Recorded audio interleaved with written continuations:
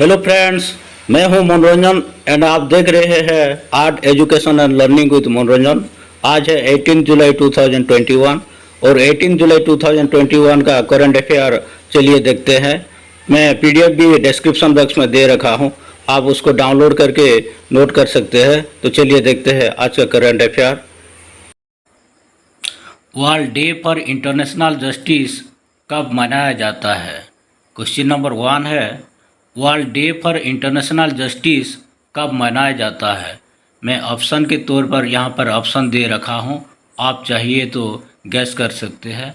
तो उसका सही आंसर होगा ऑप्शन नंबर सी, यानी कि 17 जुलाई।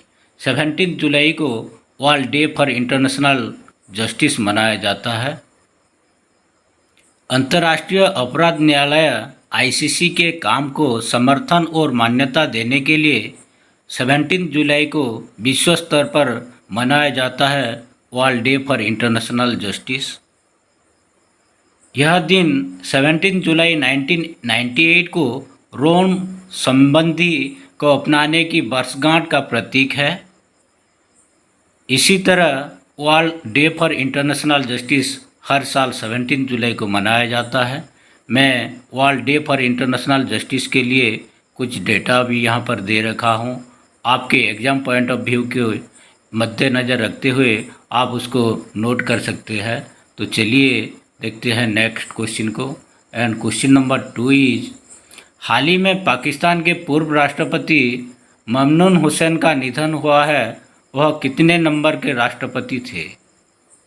ममनून हुसैन ये पाकिस्तानी राष्ट्रपति है और मैं ऑप्शन में दे रखा हूँ आंसर, आपको चाहिए तो ये आंसर गैस करके कमेंट बॉक्स में कमेंट भी कर सकते हैं। तो इसका सही आंसर होगा ऑप्शन नंबर सी, यानी कि 12 नंबर का राष्ट्रपति ममनून हुसैन का हाल ही में निधन हुआ है। पाकिस्तान के पूर्व राष्ट्रपति ममनून हुसैन का निधन हो गया है। ममनून हुसैन का जन्म 1940 में आगरा में हुआ था। उन्होंने पाकिस्तान के लिए अहम भूमिका निभाए थे, इसीलिए उसका नाम न्यूज़ में आ रहा है। तो बात पाकिस्तान की हो रही है, तो पाकिस्तान के बारे में हम कुछ जानते हैं। पाकिस्तान का प्रेसिडेंट है आरिफ अलवी, पाकिस्तान का प्राइम मिनिस्टर है Imran Khan, chairman of the senate Sadiq Sanjrani, speaker of the national assembly Asad Qaiser, chief justice of Pakistan Gulzar Ahmed. हमारा संसद जैसा पाकिस्तान में भी 2 हाउस होता है, एक है सीनेट, उसको अपर हाउस बोला जाता है, और लोअर हाउस को नेशनल असेंबली बोला जाता है। ठीक इसी तरह पाकिस्तान में भी 2 हाउस होते हैं। मैं हर क्वेश्चन के लिए कुछ ना कुछ डाटा बाहर से लेके आके यहाँ पर दे रखा हूँ। हर क्वेश्चन का आंसर मैं पीडीएफ में भी डाला हूँ, आपको चाहिए तो डिस्क्रिप्शन बॉक्स में जाकर पीडीएफ को डाउनलोड कर सकते हैं। ये है पाकिस्तान के बारे में। पाकिस्तान और इंडिया के बीच में एक लाइन है, उसको कहते हैं रेड क्लिफ लाइन। आपको एक एग्ज़ाम पॉइंट ऑफ व्यू के लिए मदद करेगा। तो इंडिया और पाकिस्तान के बीच में रेड क्लिफ लाइन है। तो देखते हैं अगला सवाल, क्वेश्चन नंबर 3 को। हाल ही में बोनालू उत्सव कहाँ मनाया जाएगा? बोनालू उत्सव हाल ही में कहाँ मनाया जाएगा? मैं ऑप्शन यहाँ पर दे रखा हूँ। ए में आंध्र प्रदेश, बी तेलंगाना, सी केरला और डी में नॉन ऑफ दी एबव। उसका सही आंसर होगा ऑप्शन नंबर बी, यानी कि तेलंगाना। तेलंगाना में हाल ही में बोनालू उत्सव मनाया जाएगा। बोनालू पारंपरिक लोक उत्सव है जो हर साल तेलुगु में आषाढ़म महीने यानी कि जून जुलाई में पड़ता है। ये उत्सव हैदराबाद और सिकंदराबाद के जुड़वा शहरों और तेलंगाना राज्य के कुछ अन्य हिस्सों में भी मनाया जाता है। बोनालू उत्सव को राज्य उत्सव 2020 में मिला था, राज्य उत्सव के तरह उसको 2014 में दर्जा मिला था। उसी समय का चीफ मिनिस्टर के चंद्रशेखर राव ने उसको बोनालू उत्सव को राज्य उत्सव 2014 में राज्य के गठन के बाद के चंद्रशेखर राव के नेतृत्व वाली सरकार द्वारा घोषित किया गया था। बात तेलंगाना की हो रही है तो तेलंगाना की राजधानी है हैदराबाद। तेलंगाना का राज्यपाल है तमिलसाई सुंदरराजन और तेलंगाना के मुख्यमंत्री के चंद्रशेखर राव है। ये है तेलंगाना के बारे में कुछ डाटा।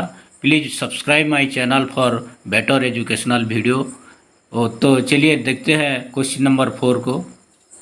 एंड क्वेश्चन नंबर 4 है, आंध्र सरकार ने EWS यानी कि इकोनॉमिकली वीकर सेक्शन के लिए कितने प्रतिशत का आरक्षण की घोषणा की है। अभी अभी आंध्र सरकार ने EWS सेक्शन लोगों के लिए आरक्षण घोषणा की है, तो कितने प्रतिशत का है ये एग्जाम पॉइंट ऑफ व्यू के लिए इम्पोर्टेंट रहेगा। तो उसका सही आंसर मैं ऑप्शन के तौर पर यहाँ पर दे रखा हूँ। तो पहला ऑप्शन है 5%, B 10%, C 15%, D none of the above. And इसका सही आंसर होगा ऑप्शन नंबर बी यानी कि 10%। ऑप्शन नंबर बी यानी कि 10%। आंध्र प्रदेश सरकार ने इकोनॉमिकली वीकर सेक्शन के लिए 10% का आरक्षण की घोषणा की है। आंध्र प्रदेश सरकार ने संविधान 103वां संशोधन अधिनियम 2019 के अनुसार राज्य सरकार में प्रारंभिक पदों और सेवाओं में नियुक्तियों के लिए कापू समुदाय और अन्य आर्थिक रूप से कमजोर वर्गों के लिए 10% आरक्षण का घोषणा की है। रोजगार में 10% आरक्षण से कापू संप्रदाय को लाभ होगा, जो ना तो बीसी कोटे के तहत लाभान्वित है। ये 10% रिजर्वेशन के लिए जिसने कि आंध्र प्रदेश सरकार ने ये 10% रिजर्वेशन रखा है इकोनॉमिकली वीकर सेक्शन लोगों के लिए। बात आंध्र प्रदेश की हो रही है तो आंध्र प्रदेश के मुख्यमंत्री है YS जगनमोहन रेड्डी और राज्यपाल है विश्वभूषण हरिचंद्र। भाषा के आधार पर गठित होने वाला ये भारत का पहला राज्य है आंध्र प्रदेश। तो ये था आंध्र प्रदेश के बारे में कुछ डाटा। देखते हैं क्वेश्चन नंबर 5 को। And question number 5 is, Bharat, Sri Lanka और मालदीव ने वर्चुअल त्रिपक्षीय अभ्यास TTX 2021 आयोजित किया है। तो ये TTX 2021 का मतलब क्या है? मैं यहाँ पर आंसर डायरेक्ट दे रखा हूँ, ऑप्शन नहीं दिया हूँ क्योंकि ये डिस्क्रिप्टिव टाइप आंसर है। तो TTF का मतलब है ट्राइलेटरल टेबल टॉप एक्सरसाइज। ये ट्राइलेटरल टेबल टॉप एक्सरसाइज है TTX 2021। ये है top defence official from India, Sri Lanka and the Maldives participated in A virtual trilateral table top exercise. तो बात श्रीलंका, मालदीव और इंडिया के बारे में हो रहा है, तो मैं कुछ डाटा श्रीलंका और मालदीव के बारे में यहाँ पर दे रखा हूँ। श्रीलंका का कैपिटल है कोलंबो एंड शिव जयवर्धनेपुरम कोट्टे। श्रीलंका का प्रेसिडेंट है गोटाबाया राजपक्षे। श्रीलंका का प्राइम मिनिस्टर है महिंद्रा राजपक्षे और श्रीलंका का चीफ जस्टिस है जयंत जयसूर्या। उसका लेजिस्लेचर को पार्लियामेंट बोला जाता है। यहाँ पर बात हो रहा है श्रीलंका के, तो श्रीलंका और इंडिया के बीच में एक पाक जलडब्लू मंडल एक खाड़ी है श्रीलंका और इंडिया के बीच में। श्रीलंका का कैपिटल मैंने तो कह रखा हूँ। ये था श्रीलंका के बारे में कुछ डाटा। तो देखते हैं फिर मालदीव के बारे में। मालदीव का government unitary presidential Republic government है, वहाँ पर चल रहा है। मालदीव का प्रेसिडेंट है इब्राहिम मोहम्मद सोले। वहाँ का वाइस प्रेसिडेंट है फैजल नासिम। स्पीकर ऑफ द मजलिस है मोहम्मद नसीर और मालदीव का चीफ जस्टिस है अहमद मुतहसिम अदनान। और भारत और मालदीव के बीच में 8 डिग्री का चैनल है। ये एग्ज़ाम में हर बार आता है, आपको याद करना है। तो चलिए देखते हैं क्वेश्चन नंबर 5 को। एंड क्वेश्चन नंबर 5 भी, किसानों के लिए लॉन्च किया गया डिजिटल प्लेटफॉर्म किसान सारथी, हाल ही में इसको किसने लॉन्च किया है? ये किसान सारथी प्लेटफॉर्म किसने लॉन्च किया है, क्वेश्चन आ रहा है। तो उसका सही आंसर मैंने ऑप्शन के तौर पर यहाँ पर दे रखा हूँ। Option A Narendra Modi, option B Amit Shah, option C Narendra Singh Tomar and option D none of the above. ये किसान सारथी प्लेटफॉर्म को ऑप्शन नंबर सी यानी कि नरेंद्र सिंह तोमर ने लॉन्च किया है। किसानों को अपनी वांछित भाषा में सही समय पर सही जानकारी प्राप्त करने की सुविधा के लिए कृषि और किसान कल्याण मंत्री नरेंद्र सिंह तोमर द्वारा संयुक्त रूप से किसान सारथी नामक एक डिजिटल प्लेटफॉर्म लॉन्च किया गया है। किसान सारथी की यह पहल दूर दराज के क्षेत्रों में किसानों तक पहुंचने के लिए तकनीकी हस्तक्षेप से किसानों को सशक्त बनाती है। तो ये हमारे कृषि मंत्री नरेंद्र सिंह तोमर ने लॉन्च किया है। तो चलिए देखते हैं क्वेश्चन नंबर 6 को। एंड क्वेश्चन नंबर 6 है, हाल ही में कौन सा राज्य इलेक्ट्रिक व्हीकल पॉलिसी 2021 लॉन्च किया है? ये इलेक्ट्रिक व्हीकल पॉलिसी 2021 का लॉन्च कौन सा राज्य ने किया है? ऑप्शन में दे रखा हूँ। Option A Haryana, B Maharashtra, C Telangana, D none of the above. And उसका सही आंसर है ऑप्शन नंबर बी यानी कि महाराष्ट्र। महाराष्ट्र राज्य ने इलेक्ट्रिक व्हीकल पॉलिसी 2021 का लॉन्च किया है। राज्य के पर्यावरण मंत्री आदित्य ठाकरे द्वारा घोषित नीति का उद्देश्य देश में बैटरी इलेक्ट्रिक वाहनों को अपनाने में तेजी लाना है। इसका महत्व उद्देश्य ये है, ये नीति 2018 की नीति का संशोधन रूप है और उसको भारत में बैटरी से चलने वाले इलेक्ट्रिक वाहनों का सबसे बड़ा उत्पादक बनाने के उद्देश्य से पेश किया गया है। बात महाराष्ट्र की आ रही है तो महाराष्ट्र की राज्यपाल है भगत सिंह कोश्यारी, महाराष्ट्र की राजधानी है मुंबई और महाराष्ट्र की सीएम तो है उद्धव ठाकरे। चलिए देखते हैं नेक्स्ट क्वेश्चन को। एंड क्वेश्चन नंबर 7 इज, गर्भवती महिलाओं के लिए कोविड टीकाकरण अभियान मातृ कवचम की उद्घाटन हाल ही में कौन सा राज्य में किया गया है? मातृ कवचम अभियान का उद्घाटन कौन सा राज्य में किया गया है? ये गर्भवती महिलाओं को कोविड टीकाकरण का एक अभियान है।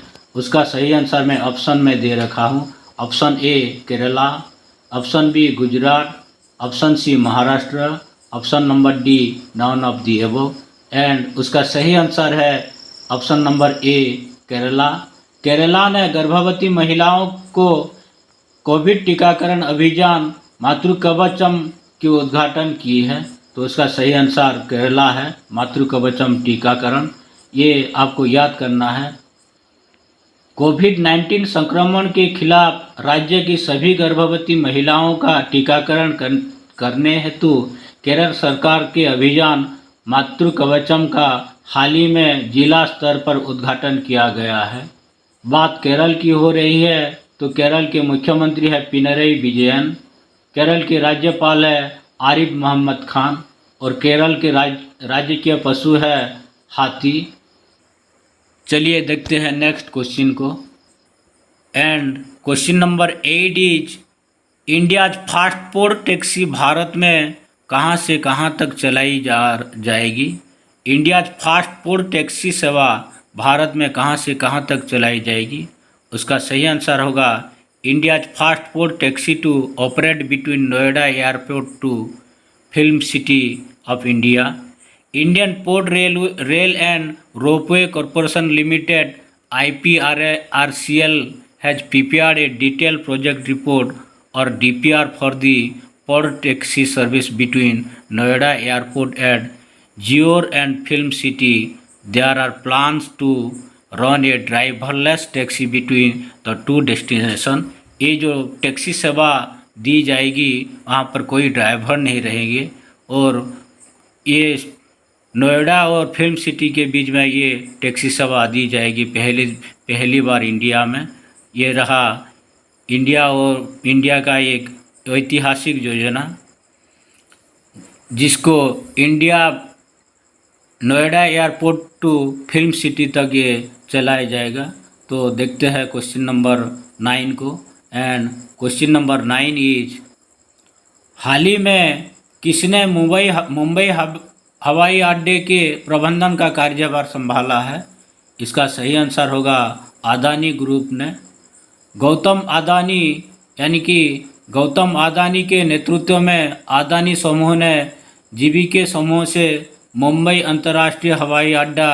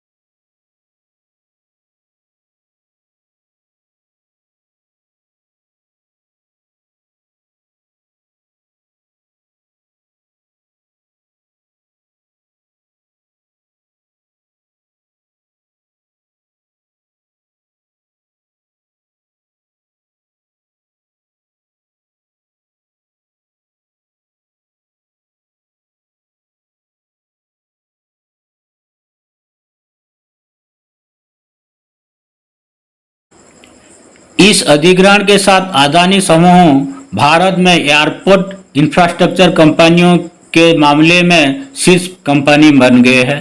ये था गौतम अदानी और उनके ग्रुप के बारे में, जिसने कि मुंबई हवाई अड्डा के प्रबंधन का कार्यभार संभालेंगे। तो चलिए देखते हैं क्वेश्चन नंबर 10 को। एंड क्वेश्चन नंबर 10 इज, हाल ही में यूनियन टेरिटरी लद्दाख ने 2025 तक यूटी को ऑर्गेनिक बनाने के लिए किसके साथ समझौता किया है? ये लद्दाख किसके साथ समझौता किया है ऑर्गेनिक बनाने के लिए? उसका सही आंसर मैं यहाँ पर दे रखा हूँ। Option number A Jammu and Kashmir, B Sikkim, C Assam, D none of the above. And उसका सही आंसर होगा ऑप्शन नंबर बी यानी कि सिक्किम। केंद्र शासित प्रदेश लद्दाख प्रशासन ने Sikkim state organic certification agency के साथ एक समझौता ज्ञापन पर हस्ताक्षर किए हैं। 2025 तक लद्दाख को ऑर्गेनिक में बदलने के लिए लद्दाख में परंपरागत क्षेत्रों में कृषि विकास योजना और मिशन ऑर्गेनिक डेवलपमेंट इनिशिएटिव के कार्यान्वयन के संबंध में लद्दाख और SSOCA के बीच में एक त्रिपक्षीय समझौता ज्ञापन पर हस्ताक्षर किए गए हैं। इस समझौता ज्ञापन का मुख्य उद्देश्य भारत सरकार के साथ गठजोड़ के बाद ऑर्गेनिक प्रमाणीकरण प्राप्त करना है। बात लद्दाख की हो रही है तो लद्दाख के राज्यपाल है राधाकृष्ण माथुर। ये था आज का लास्ट क्वेश्चन एंड हम डिस्कस करते हैं आज का question. And question of the day is, who is the railway minister of India? आपको इसका सही आंसर कमेंट बॉक्स में कमेंट करके देना है। मैं आज का PDF डिस्क्रिप्शन बॉक्स में दे रखा हूं, आप डिस्क्रिप्शन बॉक्स में जाकर PDF को डाउनलोड कर सकते हैं। Please subscribe my channel, like, share and comment this video for better education. Thank you for reading my PDF. Thank you for watching my video. Please like, share and comment my video and don't forget to subscribe my channel. Thank you very much.